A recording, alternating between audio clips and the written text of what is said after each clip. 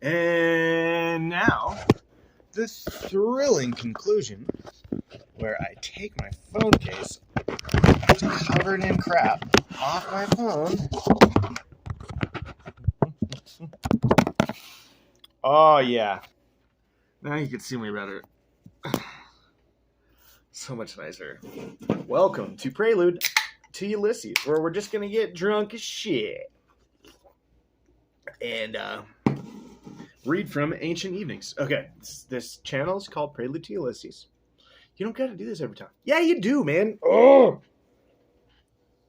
Welcome to Prelude to Ulysses, where we're trying to read every book ever written that has anything to do with Ulysses, and everything that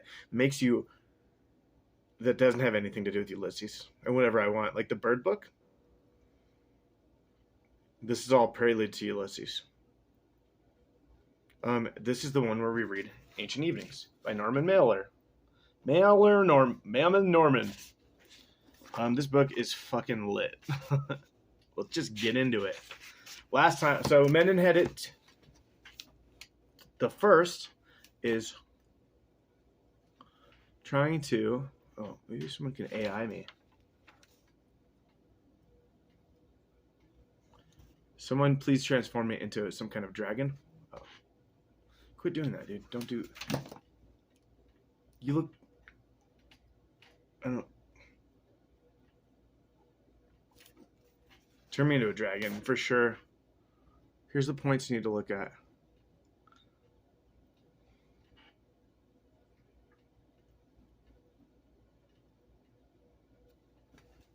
Hey, now you can make sure to make everything make perfect sense. You have all the information you need to know what I'm trying to say. Hey, I'm sorry for all that. Let's just get going. I wish I didn't draw on my face. Oh, yeah.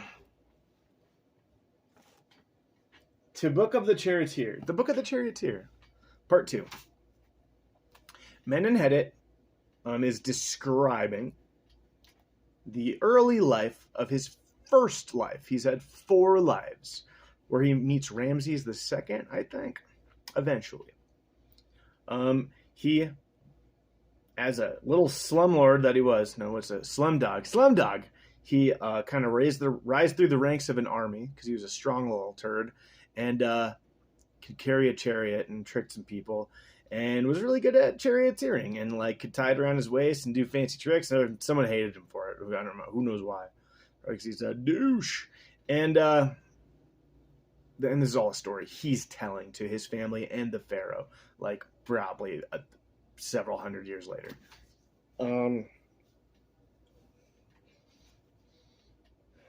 What smells so weird? Is it this? Is it the marker? Yeah, it sure is. It sure is.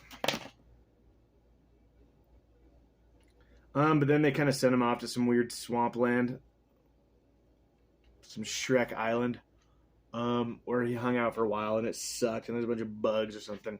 And him and his buddy wrote a note being like, "Hey, get me out of here, please! Oh my god!" And then they didn't send that. And then they sent a nicer letter. Oh, I could get this off my face super easy. Okay. Okay, all right. It's dry erase marker, Alex. You dry erase. Beep. Yeah, okay. 5 minutes, a waste of time. It's good. Was it a waste if you enjoyed it? Well, I didn't enjoy it, so yes. All right, let's get going. Oh, yeah. For my blind viewers, I just shot saline straight into my nose. Let's get reading. I'm trying to actually have a professional career as a reader. Let's see how far we get in this.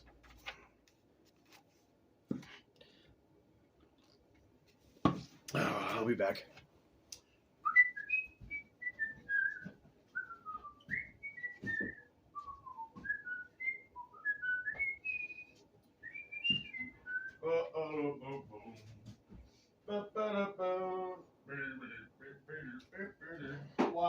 Why?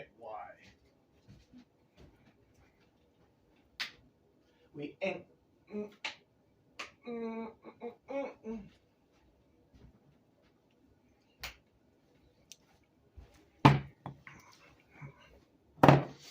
Norman Miller's Ancient Evenings. This is the Book of the Charioteer. I think the 4th chapter, or maybe the 5th. We're going to be reading the Book of the Charioteer, Part 2. There's the Book of One Man Dead. There's the Book of the Gods. There's the Book of the Child. And there's the Book of the Charioteer. I probably missed something. Let's get going. Oh, shit. Should I start over? Hi, my name is Taco Bell Dog. Even by the light of the fireflies, I could recognize in the eyes of the pharaoh that look of anticipation, which comes at the ascent of a long hill when a view famous for its splendor is waiting. My great-grandfather would tell us at last of the king who was greater than all the others, for so I had heard him described from the time I learned to speak. Yes, I was to come before him, said Menenhedet, at the pillars of Ammon in Memphis. It was at that temple he had gone to worship, and out of courtesy, I was going later that day to visit the temple of Ptah. I must say that although I had heard the magnificence of his bearing and the radiance of his face, I was little prepared for what I saw. He was taller than any of us, and his eyes were very green, like the very green of the immense sea His eyes were green, like the very green of the immense sea beyond our delta. Menenhedet here debated with himself before he spoke again. Except to describe him closer, and you will not believe me. His eyes were not green, but blue. I've never seen another man with eyes that blue. Blue, said my mother? That cannot be. Gray or green or clear as water. Yellow as the sun, but not blue. Blue as the sky, said Menenhedet, and he had a dark skin, dark as ours, yet different and more beautiful. More of a golden red of early evening was on his shoulders. He looked as if he lived in the sun, like a bird in an oven roasted into red, a lovely and remarkable color. He wore garments of pleated white, and the pleats rustled through his long skirt like reeds in the wind. His skirt was white, and yet it had the gleam of silver minnows in the light of a pond. Lotus! Hey, cutie baby, I love you so much. Oh, hey, little cutie little baby, I love you so much. Oh, yes, little chunky monkey. Yeah, little pitter-patter. Come on in here. I threw your carrots away because you just chewed on them and left them on the ground. Asshole.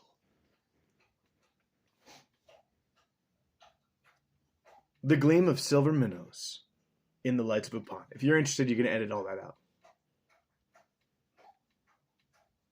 Now.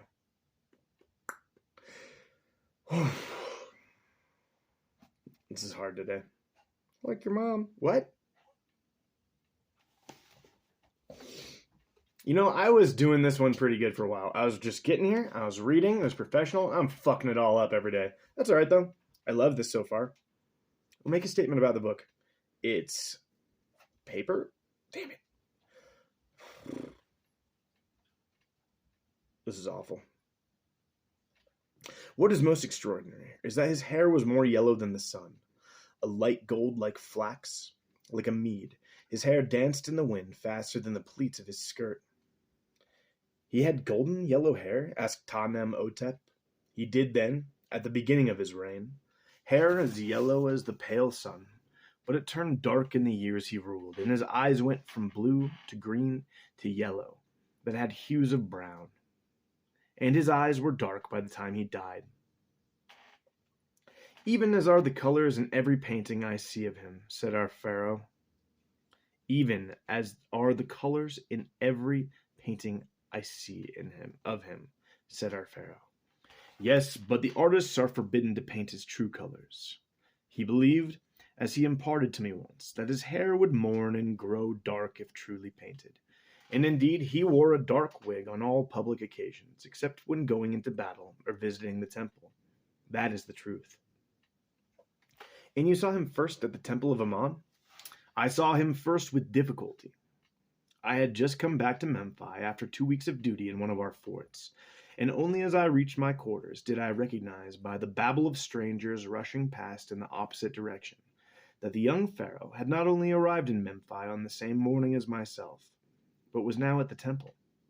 By the time I arrived, I could only stand with the mob in the outer court under the full sun and look through the pillars, but the young pharaoh was lost to view in the sanctuary. It was like trying to peer across a field into the darkness of a cave. When the pharaoh emerged with the high priest, however, I knew I was looking at the son of Amun-Ra. Never did a Ramses possess, if not for the exception of your lineaments, divine two-house, a face so close to those noble gods we see in dreams. And our pharaoh at this instant did look splendidly in his beauty. I could not cease staring at the chiseled wing of his nostril or the changing bow of his mouth. He was more exquisite in my eyes than a beautiful lady. I am honored at the comparison, but I know it is only one more way of proving yourself indispensable, said Ta-Nem-Otep. Mendenhedit bowed with grace and exclaimed, My lord, he was beautiful in the way 20 birds are, one bird in the instant they turn. 20 birds are one bird in the instant they turn. He was as beautiful as the full moon when it lowers its head to go behind the veil of the smallest cloud, and as beautiful as the sun when it rises. And is so young, we can look into the face and know the god is young. For the first time in my life, I fell in love with a man. It is the only time. I knew I was born to serve as his charioteer. From that moment, I understood the meaning of a young man's love. It is simpler than other emotions. We love those who can lead us to a place we will never reach without them.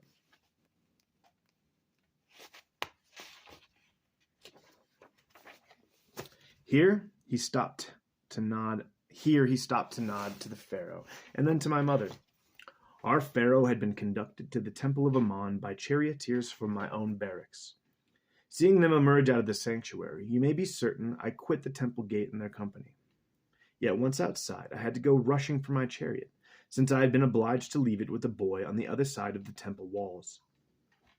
Now, much behind the others, it took a considerable use of my whip on all who wouldn't let me through, plus a few judicious lashes for the horses, and one poke of the heel of my hand into the nose of a fool who tried to hold on to my wheel. I still see his face and wonder why he tried to hold me back. Then I broke a passage through the crowd and galloped up to the tail of that fast-moving procession, of which Ramses II was the head. What a race began to the temple of Ptah! In Memphis, rumor had lived among us for a year on the prowess of our new pharaoh with a chariot. Now I saw that he could race, no question, and he went at such a heat over good roads and bad that the feet of Ammon must have guided the hooves of the horses. His animals could have overturned in an instant on many a hole. Beside him, as calm as if her ladies were arranging her hair, was his queen, Nefertiti, whose beauty of body was the talk of all, and is equaled only by the beauty of my granddaughter. I drink to her here with us tonight, said Mendenhedit, raising his wine. But I know the body of Nefertiti well, said Ta-Nem-Otep, since there is certainly a statue of this queen at Karnak, where she stands by the right leg of Ramses II, not a quarter his size, but famously voluptuous. He now also drank to the health of Nefertiti, and my face flushed. In my great-grandfather's house, there was a drawing on one wall of Queen Nefertiti, standing nude by the right leg of her husband, and her breasts were high and full and considerably larger than other Egyptian women. Her belly, if narrow, had a swell. Her thighs were prominent. I had kept thinking for days of this drawing, so now I blushed to think others might look upon my mother's nakedness in the same way. Tell us more of this queen, said my mother. Oh, I was not to know anything of her then, answered Mendenhedit, although later I would know more. But if I felt true respect while looking at them in the chariot ahead, there are a few people who do not show a weakness when seen from behind. Even men of great strength or women of grace, some little clumsiness of the hips or shoulders will be revealed. especially when they know they are being watched. This king and queen, however, stood on the chariot like two leaves from the same stalk and swayed in the same winds. Except it was not wind they met, but ruts. And he rode his chariot so hard it flew from bump to bump. Yet his queen was there beside him, standing erect with no more than 2 fingers curled into his biceps, bending no more than her knees at each great shock, and all the while they were both smiling at the populace. "How could you see their smiles," asked Ta-Nem-Otep, "if you were traveling to their rear?" "As the good God has just demonstrated to me, I did not see their faces, yet I knew they were smiling, for I saw the expression of the crowd, and the people had happiness of those who had seen the flashing teeth of a great king and his consort as they go by. Of such wisdom as yours are the best ministers made," Ta-Nem-Otep said. For the first time, I saw how Menenhedet might have looked on a chariot, for the light of an old chase was in his eyes. "I must tell my pharaoh," he went on, "that this Ramses II, foundation of existence in the sun, was riding so fast, he soon left all other charioteers behind. But then there was no way for the others to keep up at his gallop. Queen Nefertiti was not equal in weight to a sturdy nobleman with a shield and spear, nor would our horses be equal. But then neither was our daring. Who could hope to be so brave? Any charioteer who demolished his cart would have to make up the damage. If a horse fell and broke his leg, there were worse punishments.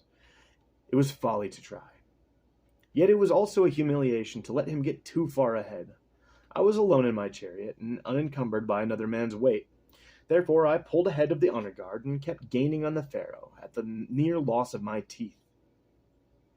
My lower jaw kept slamming like a catapult into my upper jaw in every unexpected jolt.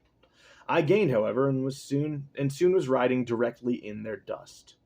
Although the young pharaoh never looked around, nor his queen, they must have had a glimpse of me around a turn, or could hear my chariot. For as we emerged into the great boulevard that leads to the Temple of Ptah, where there was now room for 10 to ride in one rank, so did the pharaoh raise his arm, and with a little movement of 3 curved fingers, like an ADZE, scraping at the sky, did he wave me forward. As I drew up alongside, he shouted, "What is your name?" Pause. We're going to look up ADZE. His arm, and with a little movement of 3 curved fingers like an ADZE, scraping at the sky. Man, this thing like smells like gin or something. ADZE. Don't you guys like looking stuff up in the dictionary? Yeah, we love it. Keep doing it. Do it every time you're confused. No problem. You're the best, Alex. Really? Yeah, you're really good at the dictionary. Thanks, man. I'm not good at much. You're good at all sorts of things. Like petting the dog. How come the dog seems to not like it when I pet him then? Shh. Shh. It's okay. ADZ. Ads. Or ads. ADZ or ADZE. An axe-like tool for dressing timbers roughly, with a curved, chisel-like steel head mounted at a right angle to the handle. To dress or shape wood with an adze is to add something. Does it look like a scythe that you scrape down already cut timber? Looks like we don't know anything. He shouted, "What is your name?" When I told him I must, in the clamor of the ride and my great fear of his presence, have spoken in the peasant tongue of the village where I was born, for he did not hear clearly, and said, "What does it mean?" And I answered, "Foundation of speech, great God, is what Menenhedet means," not knowing enough to recognize that I should have said, "Good God," not great God, but I was looking for the largest words I could find.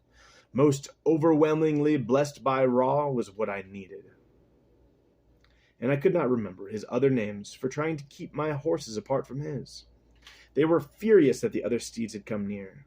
All the while, Queen Nefertiti kept looking at me with distaste.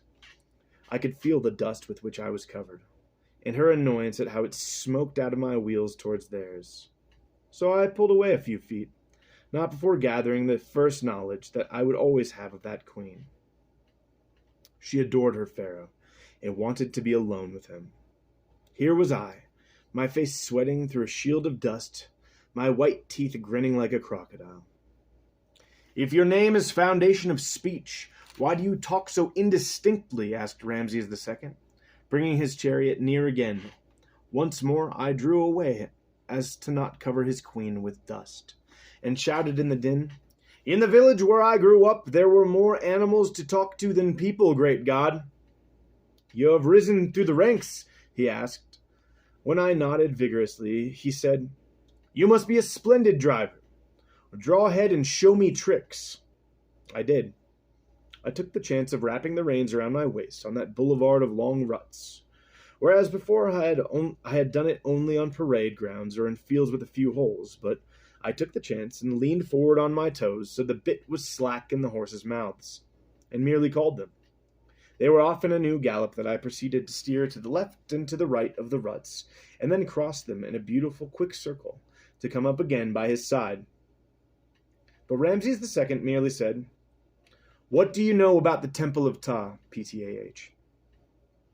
I started to explain in a stammering voice that Ptah was the god of gods, for the people of Memphis as opposed to the people of Thebes, who were much in worship of Ammon. But the pharaoh interrupted me and shouted back, "I know that already." "He did not have," said Menenhedet, turning now to Ta-Nem-Otep, "your exquisite courtesy when speaking to inferiors." "He was, after all, a military man," our pharaoh replied. "Very military. But unlike most soldiers, religion was also of importance to him. So, now he asked, 'Is the Temple of Ptah a temple to Osiris as well?' I answered that to the people of Memphis, Osiris was a god of gods, much like Ptah. Ptah. Ptah. Ptah. Should I keep doing that again?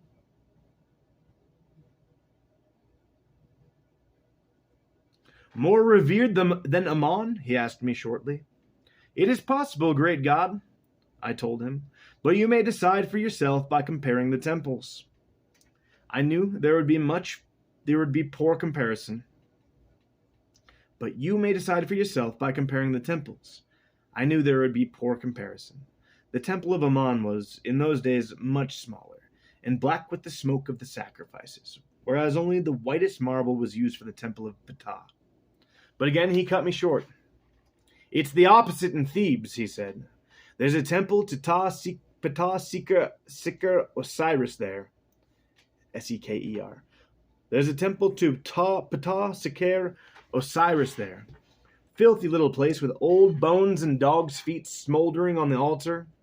A place where all the whores go." I was tempted to tell him it was something of the opposite in Memphis, when he leaped onto what was in my head. "He was not as learned as yourself, twice a great house, and never as quickly in his reply. But like yourself, he could step into the middle of one's mind." So he gave a great laugh and a cry to his horses, and pulled away from me.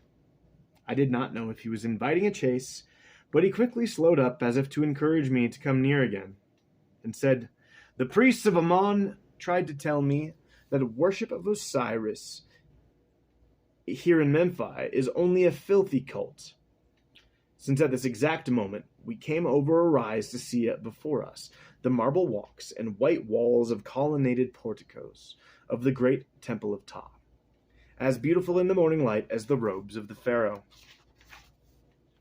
He whistled and said, "Why do they think of every young king a fool?" "You are not only a king, my lord, but a great rider of the royal chariot. And you are better than the rest," he remarked, or can other charioteers also put the reins around their waist?" A few are learning from me. I could see the first charioteer coming up the boulevard fast behind us, obviously determined not to let me talk here too long. So I added before the air felt ready for the remark, "I think a troop of charioteers could learn to ride in my manner if I were allowed to teach them." Being a military man, he saw my point. "We could win on every field," he said, but added with no pleasure, "If you can teach those cowards who couldn't keep up with us, You're the son of Ammon as much as me. I would have loved to tell him my secret, but only said, "We are all children of Ammon." "Some more than others," he said, and added, "You're smart for a good rider. Usually a man has to be dumb as his horse, like me." And he nudged his wife. I dared to laugh with them. But what I did not know until later was that they were laughing at me. He knew the Temple of Ptah well enough to have his coronation there, to have had his coronation there. All the same, the face of the first charioteer, once he had caught up to us, was pale beneath the dust, and for the best of reasons, I was on my way to replacing him, of course. It was a longer way than I knew that morning.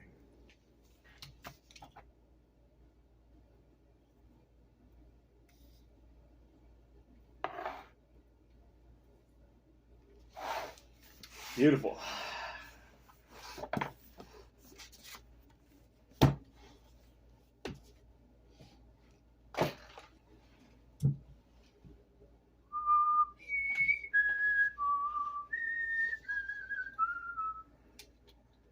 Man, don't even worry about it.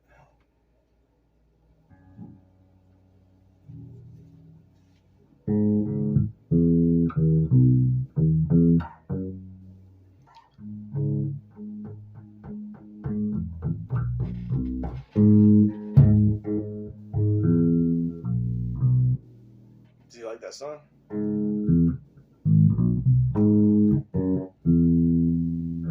We'll do it differently, okay?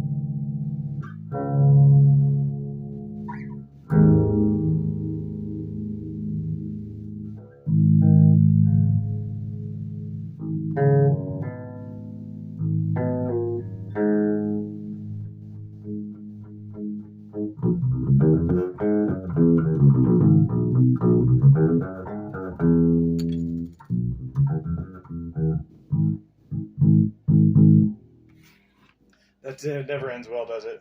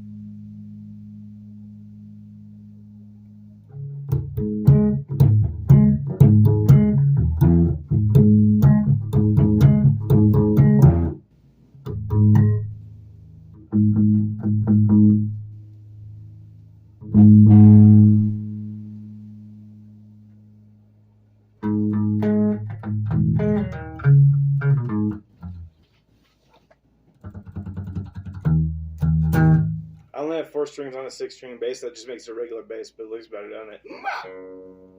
The strings are tighter, so it's a little different. And now I have to reach over to empty strings to do anything. Do you ever want to fall asleep forever? Do you ever want to go nowhere? Do you ever just want to lay down? Do you ever just want to give up, quit spinning around?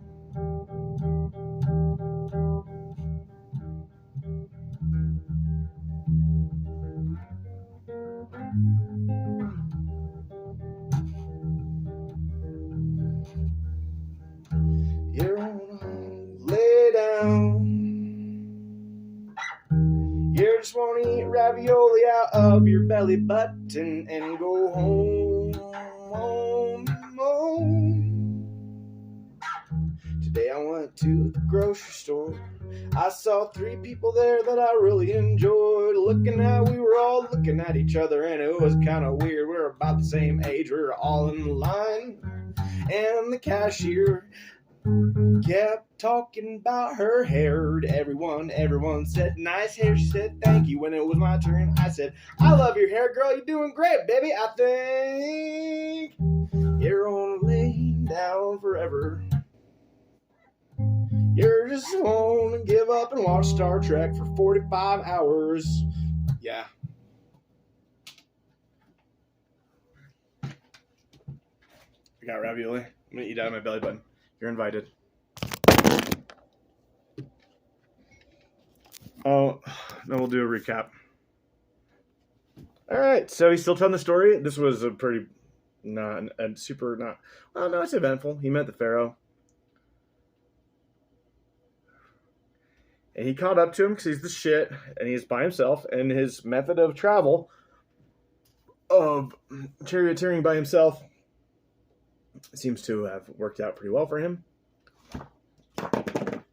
And he's like, hey, and the Pharaoh's like, hey, man, you're really good. You're really good at that. He's like, thanks, man. He's like, what do you know about these temples? He's like, I don't know. Like, they worship things, places. It's good. He's like, oh, and they're laughing at him. Nefertiti don't seem to like him, but that's because he's probably a shit-eating grandpa who's banging all his kids and shit. Oh, they don't know that yet. Well, maybe they do. What was the last thing that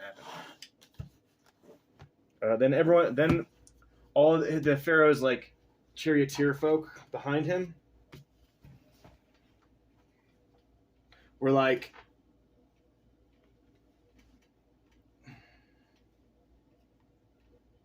they caught up to him and they seemed a little pissed off.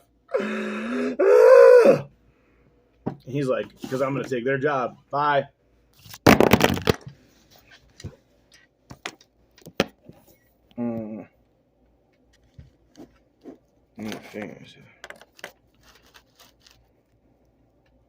Turn off, you fucking